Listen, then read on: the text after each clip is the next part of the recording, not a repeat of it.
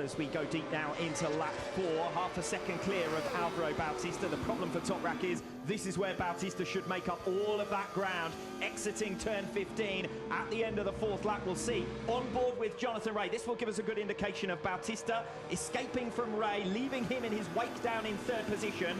Now we head back towards turn 1. And it's Bautista trying to close down RAZGATLIOÐLU. Nothing to choose between the two leaders. Yeah, you can see there that for Bautista, he doesn't even have to have a sniff at the slipstream. He's on the left-hand side of the track, taking his normal race in line, nowhere near Toprak. So this is a chance as well. This is where he had his win on the BMW in the damp conditions a few years ago.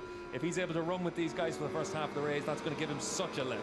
Yes, certainly is, after the injury struggles this season for Michael van der Mark. Just being in the mix with the leaders is a super effort from him. Great job in Superpole. We know the kind of performances that he's been able to put in here in the past. A lap ago, they were almost 4 abreast down in towards turn number 1. They were so bunched up that it was difficult for Álvaro Bautista to cut his way through the traffic. Little bit of a wobble coming off the final turn for RAZGATLIOÐLU. Once again, Jonathan Rea is up alongside him here. One of the 2023 Pirelli Portuguese Round is underway. Pretty level break. Toprak Razgatlıoğlu is going to have the inside line in towards turn number 1, and RAZGATLIOÐLU leads. He's leapfrogged both of the Kawasaki's in the run down towards turn number 1. The only problem for him is that Bautista too is making progress. He's already up into 3rd place. It was a sluggish start from Jonathan Rea. Now he's clipped the back of Bautista. That's going to cost Jonathan Rea a series of positions here. He is tumbling backwards. Michael van der Mark, the main beneficiary, moves through and up into 4th position. Alex Lowe's attacking the tail of Toprak Razgatlıoğlu, but under heavy braking in towards turn 5,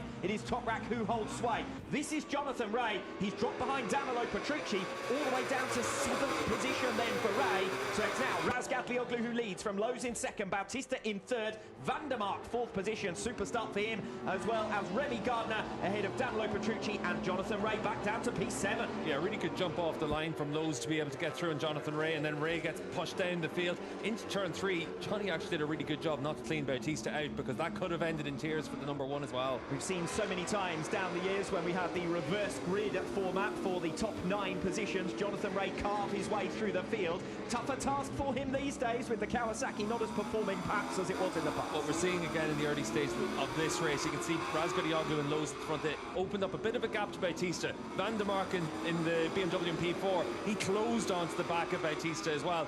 Alvaro builds himself into these races, but this is the sector where he's had a clear advantage all the way through the weekend. So this is where you will expect to see him use that strength of the Ducati. Alex Lowe's tucked right onto the tail of Toprak Razgatlıoğlu as they come off the final turn at the end of the opening lap. Bit of a wobble from RAZGATLIOÐLU off that final turn. Look at the surge of pace from the Ducati back in towards turn number 1. But it's Alex Lowe's making his progress on his return from knee surgery, his comeback weekend, and he leads in Portimao.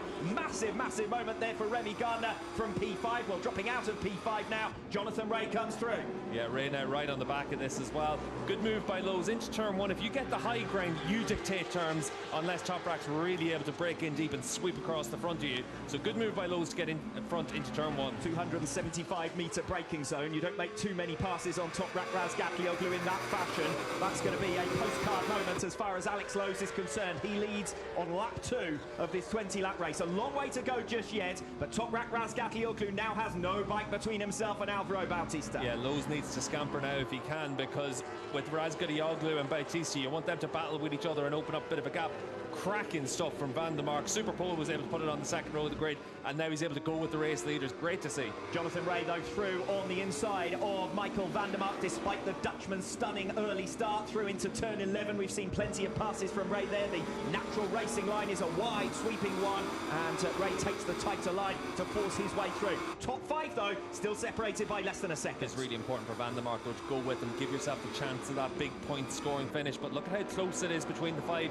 Bautista, let's see if he can get the run on them and lead into turn 1. Álvaro Bautista has every opportunity to gobble up the 2 riders in front of him now. We're looking back at Jonathan Rea and Michael van der Mark, but it's looking forward very shortly for Álvaro Bautista. He comes off the final turn at the end of lap number 2. It's Alex Lowe's who leads. Toprak Razgatlıoğlu ducks the inside line. Now watch for the Ducati. It's 3 different manufacturers in the top 3 positions. Bautista not quite close enough, and nor is RAZGATLIOÐLU on Lowe's, who holds firm. And Bautista caught a little bit out of position there going into turn one. Jonathan Ray right on his tail. Bautista with the cutback, bundles down the inside of RAZGATLIOÐLU, pinch points into the 55 km/h turn three, but the status quo is maintained. Lows, RAZGATLIOÐLU, Bautista and Ray. We saw it last time out in Aragon. Toprak didn't have that top speed on the straights, but we'll see if he has it on the brakes. Doesn't again. Same as what we saw in Aragon from Toprak, but that's brave from Lowe's. Sweep across him into 5. Brilliant performance this from Alex Lowe's in the early stages, proving his fitness ahead of this Portuguese round. He leads the way. RAZGATLIOÐLU still in second, Bautista tucked up behind them in third.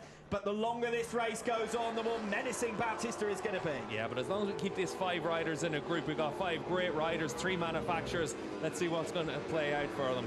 Yeah, the pace not particularly hot as Jonathan Ray now thinks about a manoeuvre on Álvaro Bautista, just as he did a lap ago on Michael van der Mark. This time he's through on Bautista. So 2 Kawasaki's and a Yamaha now in front of the lead Ducati. Yeah, this is where you need to have Alvaro bottled up. You can see for van der Mark, though, this is a chance as well. This is where he had his win on the BMW in the damp conditions a few years ago. If he's able to run with these guys for the first half of the race, that's going to give him such a lift.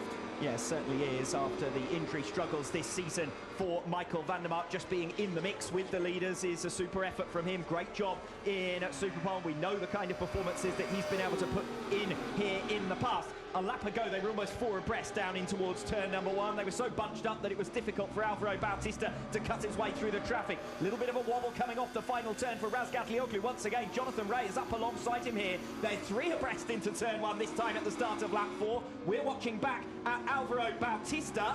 Toprak has gotten through. Toprak Razgatlıoğlu now goes to the front. Bautista into second place. Lowe's in the mix. Jonathan Ray has come through on him, and Lowe's is now back down to 5th position behind Michael van der Mark. All change at the start of lap number 4, and Álvaro Bautista could be through to the front. No, RAZGATLIOÐLU defends, and now Jonathan Ray jabs it down the inside into that turn 5, and Bautista's aggressive, forcing his way back through. That's the line you can take, is what we've seen that time and again in the past for the Ducati. They're able to use that line on the inside. Ray tries to make the move, but it's very difficult in Defy to get that apex hooked up while trying to outbrake someone. We didn't catch it at the time, but Alex Lowe's really duffed up there at the start of this lap 4. He's gone back down to 5th position, so a shame for him after that stunning early start. Yeah, we can see that he got pinched with Ray on one side, RAZGATLIOÐLU on the other, and then Bautista trying to sweep through as well. But for Lowe's, we'll see if he's able to recover from that. So Alex Lowe's attempting to recover. This is what happened into turn 1 at the start of lap 4. Yeah, you can see the 22 gets Toprak in on top of him. He's got his teammate on one side. He's doing his best to avoid 2 other riders, and then Bautista's able to take profit on that. And then down into the next corner, that's when you see Jonathan Ray and Bautista trying to attack one another again. RAZGATLIOÐLU breaking away somewhat as we go deep now into lap 4. Half a second clear of Álvaro Bautista. The problem for Toprak is this is where Bautista should make up all of that ground. Exiting turn 15 at the end of the 4th lap. We'll see on board with Jonathan Ray. This will give us a good indication of Bautista escaping from Ray, leaving him in his wake down in 3rd position. Now we head back towards turn 1. And it's Bautista trying to close down RAZGATLIOÐLU. Nothing to choose between the 2 leaders. Yeah, you can see there that for Bautista, he doesn't even have to have a sniff at the slipstream. He's on the left-hand side of the track, taking his normal racing line, nowhere near Toprak. So we know he's got that top speed advantage there. That comes from how quick he is through turn 15 as well. He's very strong in that section of the track. RAZGATLIOÐLU leads then from Bautista in second, 2/10 back. Race starting to settle down now, but what a great job Michael van der Mark's doing here in P4. And if the Kawasaki's do start to drop off their pace, as has been the case several times over the course of this season, van der Mark could be thinking about that final step of the podium. Yeah, van der Mark knows that this is a chance for him. He's got that harder front tyre. Everyone's out there on the SC0 because of the allocation for Pirelli. So you know you're not going to give up that much performance to everyone. So this is a chance for van der Mark. And a chance for Álvaro Bautista by the end of this lap. Gap down to just 1/10 of a second. If he can keep it anything as close as that by the time they get to turn 15, Bautista should be fairly rocketing through. Yeah, and you can see for Bautista and Ray, they're just starting to edge away from van der Mark and Lowe's now. But for Álvaro Bautista, it is going to be down into 15 unless Ray is able to attack. And Lowe's now ahead of Michael van der Mark. He made that pass down the inside coming in towards turn 11, I think. So Alex Lowe's up ahead of van der Mark now for P4. Your top trio, nothing to separate them. Your lead trio though, in the World Championship standings. Bautista 47 points ahead of Toprak Razgatlıoğlu. If things were to stay as they are at present, the gap would be cut to 42.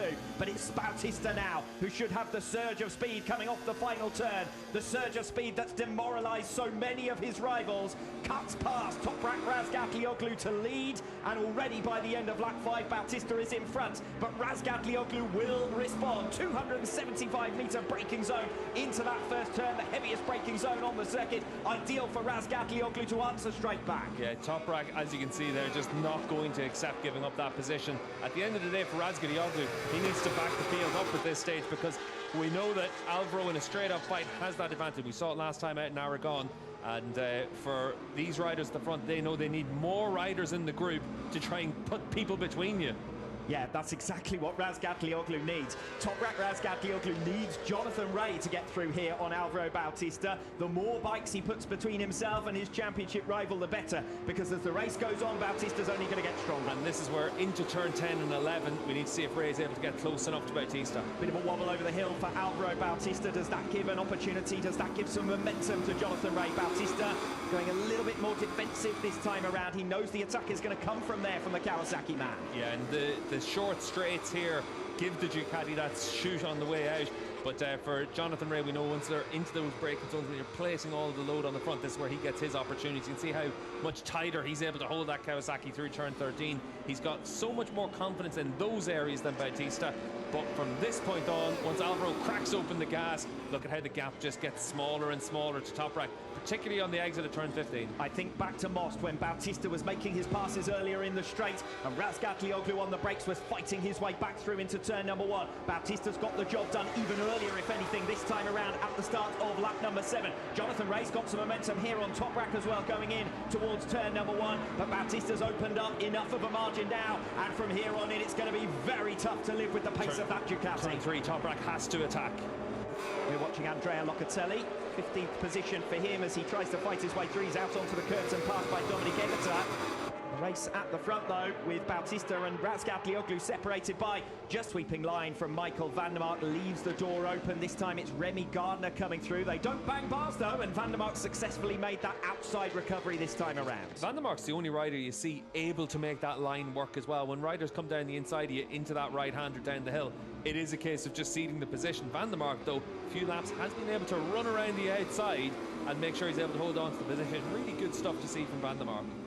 Michael van der Mark riding with some confidence then, but it's Álvaro Bautista breaking clear at the head of the field. 1.9 seconds now his lead to Toprak Razgatlıoğlu.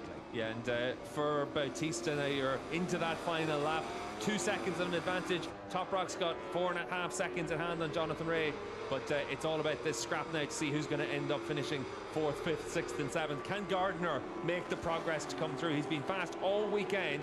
It's only for that yellow flag infringement in Superpole we didn't get to see him qualify further up. Gardner through on the inside of van der Mark once again for that 6th position. Van der Mark targeting P6 to match his best result of this 2023 season. Will try to respond, but it's Gardner now who has track position. He's the man who has had the momentum, and finally Gardner's got clear of Michael van der Mark. Can van der Mark respond? Has he got clear of van der Mark? Van der Mark with that harder front tyre, able to get a bit more support, but for Remy Gardner, he's just got more bike underneath him compared to the BMW. And we watch the race for 4th position has been enthralling throughout. Gerloff, Lowe's, Gardner, van der Mark currently occupying those positions, but up at the front it is Álvaro Bautista who is riding clear. 1.9 seconds now up on Toprak Razgatlıoğlu. Had a very entertaining mid-race scrap there where Toprak tried to get on his tail. He was broken in those final laps. Yeah, for Alvaro, just able to manage that tyre really well, still lapping in the 1:41 zeros at the end of this race, so doing what he does all the way through the season.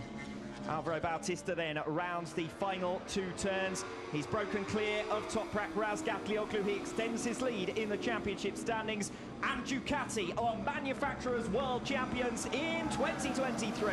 Bautista wins race 1. A first taste of what might be to come in terms of celebrations for that Aruba IT Ducati outfit. Razgatlıoğlu 2nd place, Jonathan Rea over the line in 3rd, and best of the rest goes to Garrett Gerloff ahead of Alex Lowe's. Remy Gardner does beat Michael van der Mark for 6th position, but nonetheless an excellent Ducati outfit. Razgatlıoğlu 2nd place, Jonathan Rea over the line in 3rd.